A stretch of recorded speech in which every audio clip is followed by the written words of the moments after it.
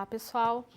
Hoje vamos falar um pouquinho sobre medidas de calor, de trabalho, processo de expansão, ainda dentro da semana falando sobre conceitos básicos de termodinâmica.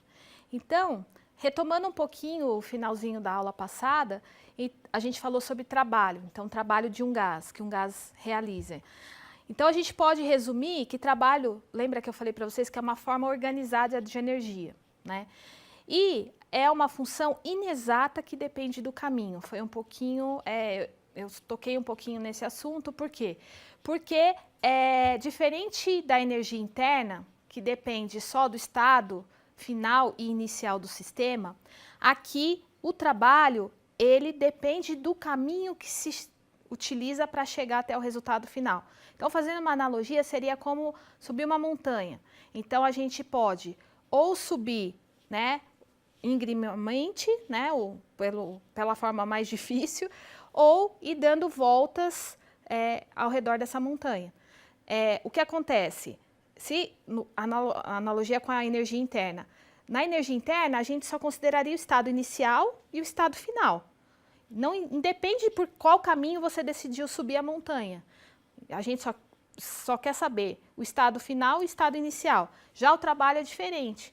A gente precisa entender por qual caminho qual caminho foi utilizado para se chegar no resultado final, tá? Então, por isso que a gente chama de função inexata. O trabalho, ele pode ser de expansão ou compressão de um gás ou outro tipo de trabalho diferente de expansão, que depois eu vou mostrar para vocês alguns tipos de trabalho que não é de expansão ou compressão de gás. Um exemplo, né, já está aqui, é o trabalho elétrico em uma pilha, tá? E a gente vai ver mais para frente que esse trabalho está relacionado à energia livre de Gibbs, que é um dos temas da nossa disciplina. Então, um trabalho diferente de trabalho de expansão e compressão de um gás seria o trabalho elétrico em uma pilha. Vamos de novo voltar para o nosso trabalho de um gás, por quê? Porque vai nos ajudar, né, toda essa dedução em cima desse trabalho de um gás vai nos ajudar a entender os processos físico-químicos termodinâmicos, tá? Então, olha só, é a expressão utilizada durante a expansão ou compressão do gás, tá? De novo, o gás ideal, ele se encontra em estados possíveis a uma dada temperatura a partir dessa relação, pressão-volume tem que ser uma constante. Né? Voltando ao nosso exemplo da aula passada, aqui seria o estado inicial e o estado final, então uma expansão do gás, tá? Aonde para essa expansão acontecer, a pressão externa tem que ser menor do que a pressão do gás. Já no caso da compressão, né, que a gente tem o estado inicial e o estado final, no caso da compressão, a gente vai encontrar que a pressão externa tem que ser maior do que a pressão interna, senão não ocorre a compressão do gás, tá? Então, entendido esses dois passos, vamos à formulação de toda a matemática por trás disso. Então, de novo, o trabalho negativo, por quê? Numa expansão, porque é o sistema que está realizando o trabalho, tá? Então, negativo. Aqui a energia potencial de levantar, né, o peso que está em cima do pistão, aí dividindo aqui, né, fazendo as devidas manipulações matemáticas, a gente chega naquela expressão que a gente falou na aula passada, que o trabalho é o menos pressão externa, variação do volume, tá? Então, olha lá, a gente pode integrar, né, isso devido às mudanças infinitesimais que vão ocorrendo ao longo do processo em relação ao volume. Se a pressão externa é constante, ela sai para fora da integral. Então, a gente vai ter menos a pressão externa vezes a variação de volume, que vai ser o volume final menos o volume inicial. Então, a gente vai ter aqui, trabalho é igual a menos pressão externa, variação do volume, tá? Contrário da energia interna, o trabalho de compressão ou expansão de um gás varia, por exemplo, com a pressão externa utilizada, tá? Que nem eu falei para vocês, depende do caminho. O trabalho para levar o sistema de um estado inicial para um estado final depende de como isso é feito. A gente vai ter várias possibilidades de chegar no resultado final. Então, para para entender todo esse processo, é importante saber por quais caminhos o sistema foi direcionado, tá? Então, ó, o trabalho é uma quantidade associada ao processo utilizado e não só ao sistema. O trabalho não pode ser uma função de estado. Por quê? Porque a gente não enxerga, a gente não faz esse tipo de análise. Trabalho é igual a trabalho final menos trabalho inicial. Errado. Por quê? Porque é aquilo que eu falei para vocês. A gente, no caso do trabalho, influencia o caminho por qual aquele sistema seguiu para realizar trabalho. E não só o estado final e o estado inicial. Então, isso não vale para o trabalho, somente para energia interna. Então, olha só, a expressão anterior é uma função trabalho que, né, uma hipótese de que a função trabalho dependesse apenas dos estados 1 e 2 do sistema e não do caminho. E a gente sabe que isso não é verdade, que isso não acontece, tá? Cálculo do trabalho, então, é uma quantidade intrinsecamente associada ao processo, ou seja, depende do caminho. De novo, né, frisar bastante para isso ficar bem claro. Então, o que isso implica matematicamente? Quando a gente integra, né, o trabalho, a gente usa a derivada parcial e o resultado dessa derivada parcial não é uma variação de trabalho, como a gente viu no slide anterior, trabalho 2 menos trabalho 1. O que a gente obtém é um valor, né, específico de trabalho, tá? Então, ó, matematicamente, a derivada parcial do trabalho indica uma quantidade de diferencial inexata, que não tem uma primitiva, ou seja, não adianta procurar função cuja diferença calculada entre 2 pontos seja o valor procurado, tá? Então, isso não vale pro trabalho. Voltando de novo para o trabalho de expansão. Então, olha só, trabalho de expansão surge de uma variação de volume que a gente pode ver nessa figura. Então, a gente tem um gás que tem uma pressão P, tem um pistão aqui que tem uma área A e tem uma pressão externa influenciando aqui. Ocorre uma expansão do gás, teve uma variação aqui de deslocamento, que é o dz. Então, a variação de volume vai ser A vezes dz, a área vezes a variação do deslocamento. Então, olha só, quando um pistão de área A se move por uma distância dz, ele varre esse volume. Então, dv é igual a dz. A pressão externa é equivalente à pressão de um peso sobre o pistão. E a força de expansão, então, a força oposta que está agindo aqui é a pressão externa, tá? Então, o que a gente tem? A força é a pressão externa vezes a área, tá? Então, olha lá, o que a gente pode fazer? O trabalho é menos a força pela variação aqui de deslocamento, de volume.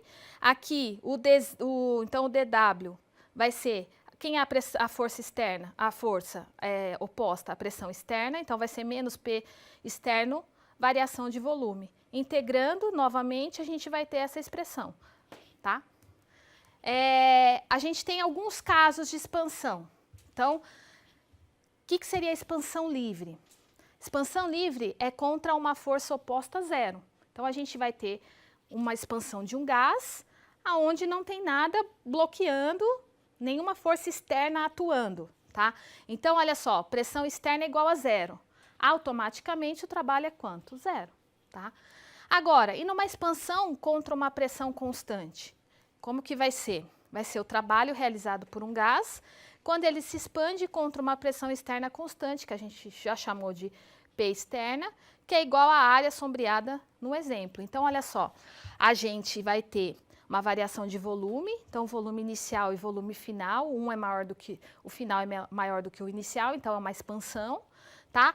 E aí, o que aconteceu? Tem uma pressão externa aqui atuando, que é menor do que a pressão do gás, por isso o gás expandiu. Aí, se essa pressão externa é constante, o que a gente pode fazer? A pressão sai fora aqui, passa para fora da integral, aí a gente vai ter menos pressão externa vezes a variação de volume, que é o volume final menos o volume inicial, tá? Então, de novo, né, para frisar bem essa expansão contra uma pressão constante, a forma final de trabalho vai ser menos pressão externa vezes variação de volume.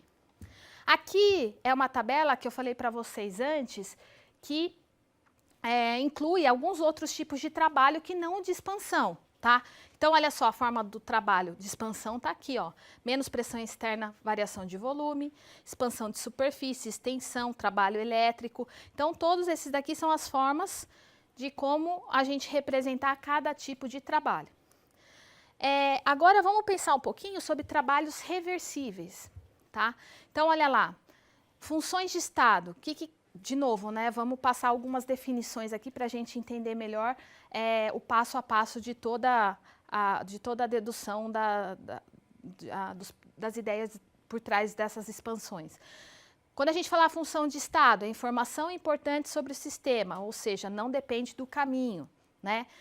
Mas, na química, isso faz diferença. Por quê? Porque a gente, em várias situações, em vários fenômenos, a gente quer saber por quais caminhos o sistema percorreu para até chegar no resultado final, tá? Então, olha só, diferentes caminhos informam quanto gastar de energia, ou seja, na forma de calor ou de trabalho, para alterar o sistema, o estado do sistema. Então, é importante a gente, além de conhecer o estado final e inicial, saber como se chegou, por quais caminhos o sistema andou, para chegar no estado final, sair do inicial e chegar no final. Então, ó, qual que é essa definição de caminho, né? De caminhos que a gente pode dar? É uma sequência de estados intermediários pelos quais o sistema passa para ir de um estado inicial a um estado final, tá? Então, a gente pode ter dois tipos de processo, o processo reversível e o processo irreversível, tá?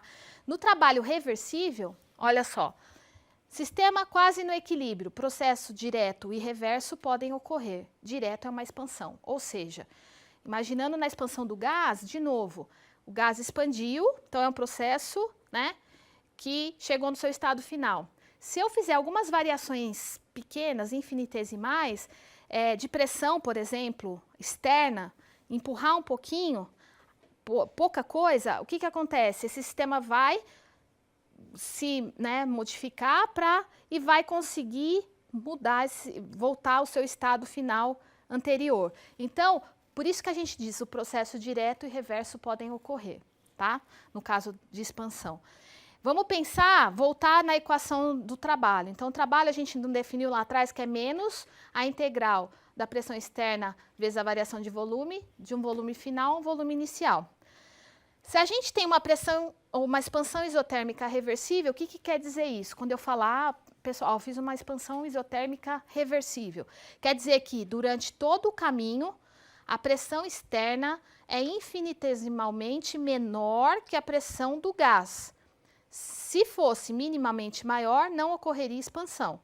Uma expansão isotérmica reversível é a que requer o maior trabalho para ser realizada. Então, é exatamente isso que eu falei para vocês. Qualquer mudança infinitesimal, por exemplo, durante a expansão, se essa pressão externa for muito maior do que a pressão interna, a expansão não vai ocorrer, tá? Pensando agora numa outra situação, onde a gente tem que durante todo o caminho percorrido pelo sistema, a pressão externa difere infinitesimalmente da pressão do gás. Então, a gente não vai ter mais uma pressão externa constante. Vai ser uma pressão externa igual à pressão do gás. Então, voltando na nossa equação de trabalho, que aqui a gente vai representar como de reversível, o que a gente não tem? O menos, lembra da anterior, que é a pressão externa dV? Aqui, nesse caso específico, quando a pressão externa difere da pressão do gás, o que a gente considera? A pressão externa já não é constante. Então, a gente substitui a pressão externa pela pressão do gás, vezes a variação de volume. Então, pela equação do gás ideal, o que a gente tem? Que a pressão é nRT sobre V.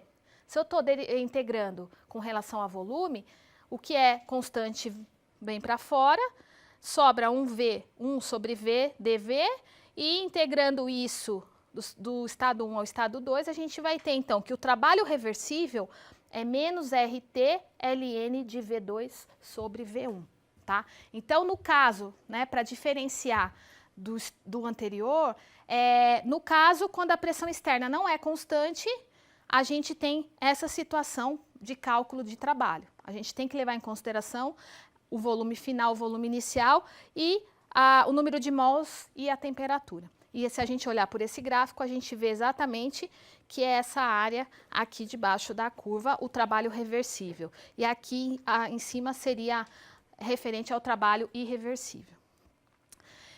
E falando de conceitos de reversibilidade, o que seria importante a gente saber? Ele não está relacionado a somente processos isotérmicos, tá?